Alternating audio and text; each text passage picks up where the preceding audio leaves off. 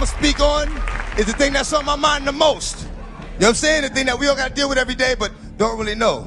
The industry. The industry. From cryptic interviews to shocking confessions, these now departed legends of the industry spoke their truths about Hollywood's hidden agendas. If God give me breath for 20 more years, I see myself changing the world. Because my thought patterns are so opposite of what's the norm. Really? So I would have to change the world, or I have to be changed by the world. But were their revelations silenced too soon? In this video, we uncover the unfiltered words of icons like Tupac Shakur, DMX, and Pimp C, exposing the darker side of fame. What I'ma speak on is the thing that's on my mind the most. You know what I'm saying? The thing that we all gotta deal with every day, but don't really know. The industry. DMX, known for his raw honesty, was never afraid to speak out about the manipulative forces within the music industry. Is full of a bunch of sucking, riding, bending over the desk, straight up like that. Whoever don't like it, bring it. Bring it. I don't give a bring it. Bring it. They got this new breed of rapper that's paying DJs to play their shit. Right. You know what I'm saying? They sucking the record label executives. Like there's too much of that going on. Right. You know what I'm saying? Let me be me. Let me be the artist that I am and just play my mother music. You know what I mean? Exactly. Now they want you all up on, sitting at the going to dinner with them and like that, and all that favor for a favor. Don't get down like that. Look, I give you the music, you give my money. That's it.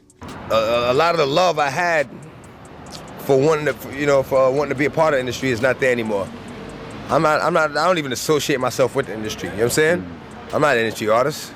I'm an artist in the industry. You know? And you've always stood alone, and bloodline. You're not gonna see me at every party, every industry party, all the clubs. I go somewhere quiet, man, shoot pool with me and my mans and them. You know what I'm saying? That's the type of shit I do. You know what I'm saying? Fuck my remote control cars, jump on the four wheelers. You know what I mean? I ain't with all that in the club, throwing it up and all that bullshit. I ain't got time for man. DMX also spoke about how certain people in the industry were giving out favors in exchange for fame. You got issues with the industry. What's going down with the industry, dog? The industry is full of a bunch of suck, riding, bending over the desk, straight up like that. These warnings from DMX were echoed by other artists, but few were as candid.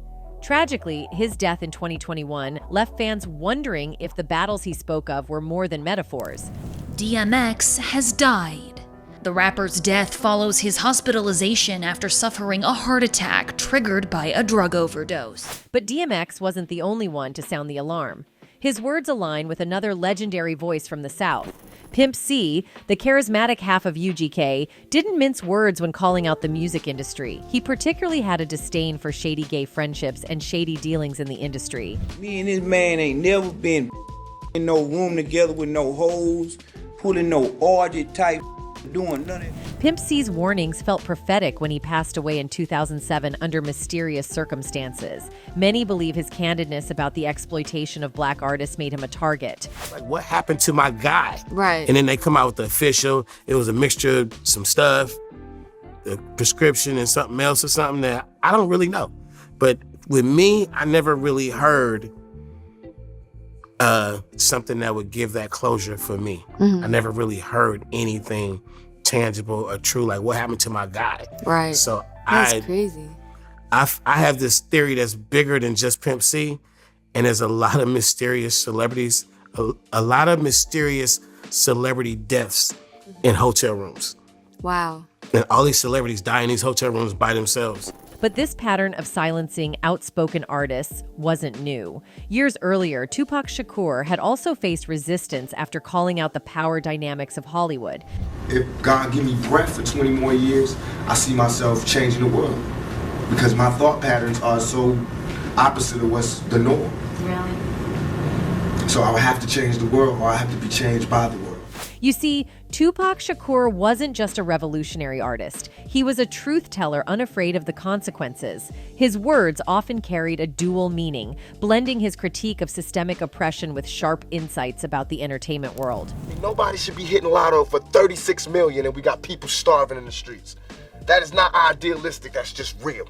That is just stupid. There's no way Michael Jackson should have, or whoever Jackson, should have $1 million, $1 billion and then there's people starving. There's no way. There's no way.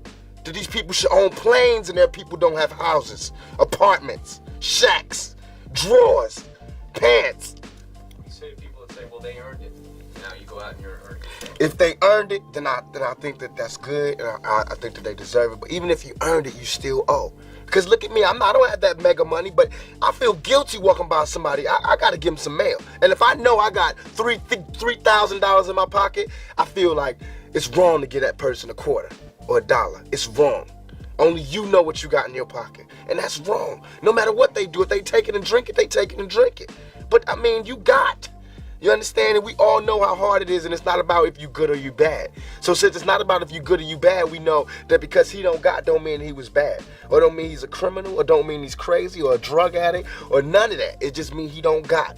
And ain't it bad that you got 30? I mean, can you imagine somebody having $32 million? $32 million. And this person has nothing, and you can sleep. You can still go to the movies and then these are the type of people that get humanitarian awards. Millionaires. How can they be humanitarians? They millionaires, and there's so many poor people, shows how unhumane they are. Tupac's 1996 remains one of the most infamous unsolved cases in history. Fans have long speculated that his death was linked to his fearless revelations. And while Tupac's words challenged Hollywood's power structures, another megastar took a similar stand in the pop world, Michael Jackson. Very sad to see that these artists really are penniless, because they made and created so much joy for the world. And the system, meaning the record companies, totally took advantage of them. And it's not like they always say, they built a big house, they spent a lot of money, they bought a lot of cars. That's stupid, it's an excuse. That's nothing compared to what artists make. Michael Jackson, the king of pop, faced immense pressure and scrutiny throughout his career. In his later years, he became increasingly vocal about how the industry sought to exploit and destroy artists. The story is usually the same, though. These guys work really hard at their craft, but the story ends the same. They usually are broken, torn, and usually just sad, and the story is very sad in the end, because the companies take advantage of them. They really do. And Sony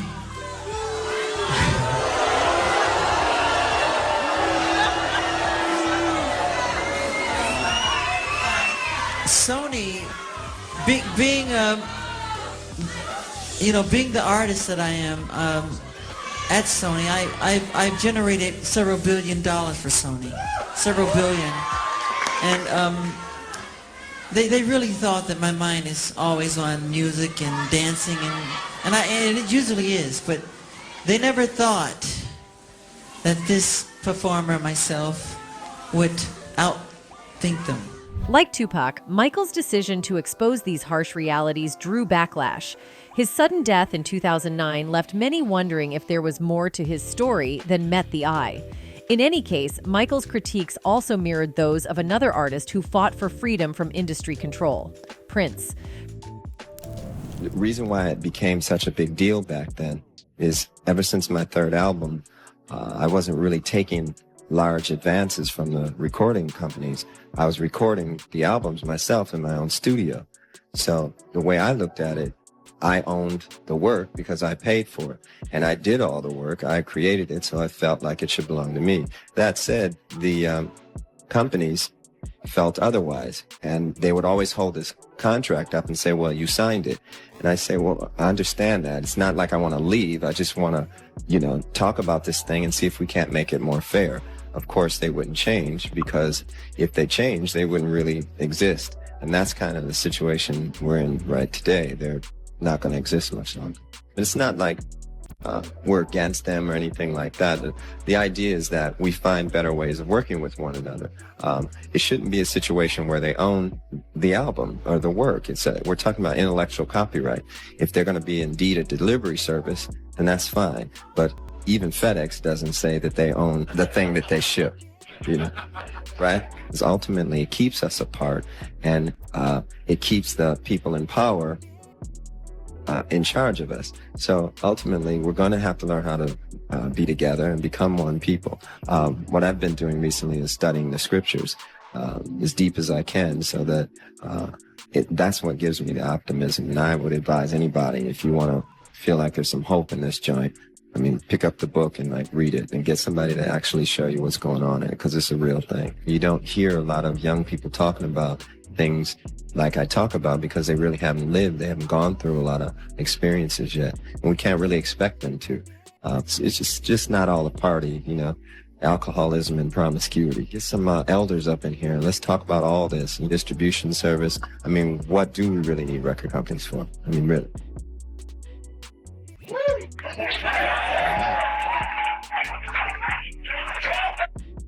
Prince also famously clashed with record companies, calling them out for treating artists like slaves. His decision to change his name to an unpronounceable symbol was a rebellion against the control they wielded. Why do y'all think Prince changed his name to a symbol so they couldn't own the rights to what he did? It was the smartest thing ever. Everybody thought he was crazy. No. Somebody had legal right to his name, and as long as he used his name to do it, they was going to make money off of him, so he changed his name to a symbol. Let's see if you can do that. Stop me now. Y'all really don't pay attention. Tell you. His tragic passing in 2016 further fueled speculation about the dangers of challenging the system. Like Prince, another artist, Notorious Big, had begun to uncover the sinister side of fame, one that came with its own deadly price. Both communities are mourning the death of the rapper known as Notorious B.I.G. Good evening, everyone. I'm Linda Laverne. Miriam is off tonight. He was only 24 years old, was just starting what was expected to be a promising career in music. But tonight, it's only what could have been. The Notorious Big, born Christopher Wallace, often spoke candidly about the pitfalls of success. His famous phrase, "mo money, mo problems," wasn't just a catchy lyric. It was a reflection of the intense jealousy and rivalry he faced from those he once considered close friends.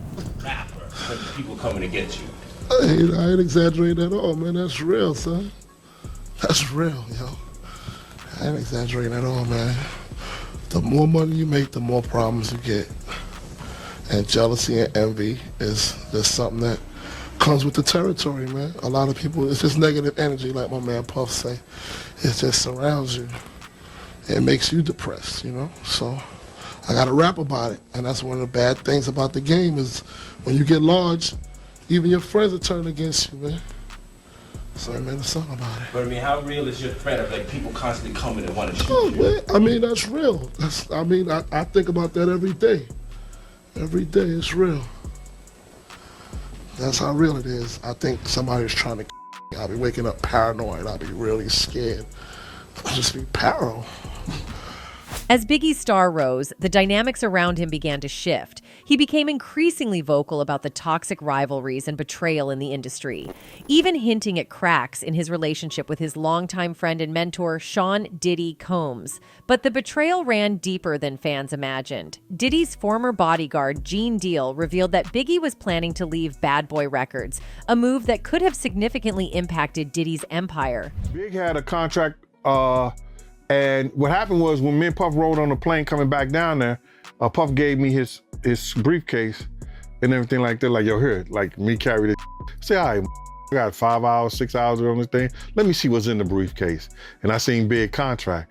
And it was talking about, well, you get $250,000, you know, for signing. You're gonna get another $250,000, the thing go gold. Then you're gonna get this much and you're gonna get that much. And then at the end of the contract, I was skimming through it. At the end of the contract said, we're gonna discuss about you getting your publishing and your marketing back, right? So I was asking Big's questions about that because I didn't know what publishing was, I didn't know what marketing was. And Big was showing me a contract because I was saying to Big was like, yo, Gene, I like you, I would take you with me, bruh, but you love too much. I said, love that too much? What do you mean I love it? He said, yeah, you love him too much, bruh. I would take you with me. I said, how you gonna take me with you and you broke? He said, I'm broke. I said, broke, man. You owe Mike Gadget $30,000 for the system and them drop boxes he put in your truck. And he was like, yo, how you know that? I said, talk and run their mouth, Big. Yo, he said, oh, He said, but I'm about to get this money. So he showed me, I said, you about to get that money? He said, yeah, look at this. This decision, paired with Biggie's growing independence, may have created unseen tensions. On the night of his tragic death, Biggie wasn't even supposed to be in Los Angeles. According to Kirk Burrows, Diddy insisted he attend a party in LA despite growing tensions and safety concerns. What idea was it, man, for Biggie to go to LA so soon, knowing that Tupac got 6 months earlier? The award show season was up. We had to go out there to participate in that. We had records that were nominated. We were a budding, launching company that already launched and we were successful. We could not go, but Biggie did have an inconvenience. He had a car accident. I think it was in Brooklyn, maybe downtown Brooklyn. He had a broken femur at that time, and he was recovering from that. Big-sized person, could not really sit comfortably in a plane, not even first class, with a cast on. It was uncomfortable. He was talked into going to the LA portion of the trip so that he could be out there ahead of time. He was out in LA so there wouldn't be a big rush and bustle to get him there. So I think he was out there for a good week and a half ahead of time leading into the event. So being out there, we came to follow up and to have that night. And then he was supposed to, as per Arista marketing department, Arista, one of the best labels and distribution companies that you can have to back you, the legendary Clive Davis, who backed so many artists, believed in Bad Boy so much, he put together a marketing campaign that was never seen before that campaign and still wasn't seen, but it was put together so that Biggie could receive an international press junket in London with all press from around the world meeting him that Saturday, Sunday, after the Friday award show night. He was supposed to go on an international flight with me. We have the itinerary still to this day. He was supposed to leave that early morning, go to London, and we would be out there for 2 or 3 days, and then he would go back to New York and go home. Diddy called Sean P. Diddy, whatever his name was during that time, called late Friday night, early Saturday morning, saying he's not going to London. Call Arista, cancel it. You go, you represent it, you go. He's not going. He wants to stay here in LA. Now, I know for a fact that he was prepared to go, would have loved not to go if his label owner had only said, you don't have to go, Big. Biggie's death in 1997 marked a turning point in hip-hop history, but the circumstances surrounding it remain clouded in mystery. His untimely demise echoes the stories of other artists who dared to push against the system, like Lisa Left Eye Lopes. Lisa Left Eye was never one to shy away from exposing injustices, and she made no exception when it came to her dealings with elites in the music business. I've got 2 questions for you. 10 million albums, how can you be broke? And 2, what's coming up with Left Eye Productions? Okay.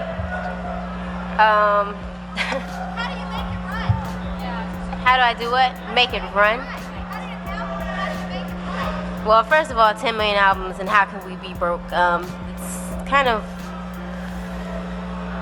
I can't go into everything right now, but trust me, you can sell 10 million albums and be broke if you have greedy people behind you.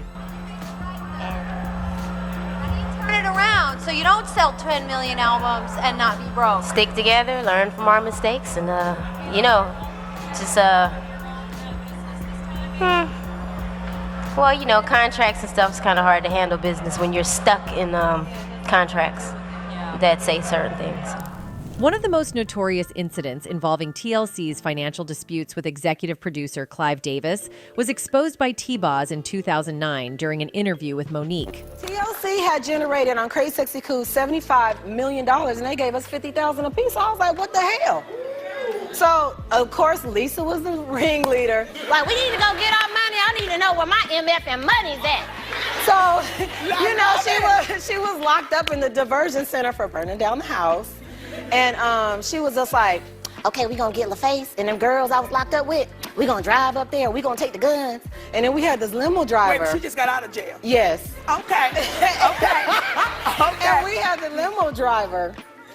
And he was the getaway car. So we went up there and held everybody hostage. And Puffy was the one that snitched us out. Yo, B, yo, your girl's up here mad bugging, yo.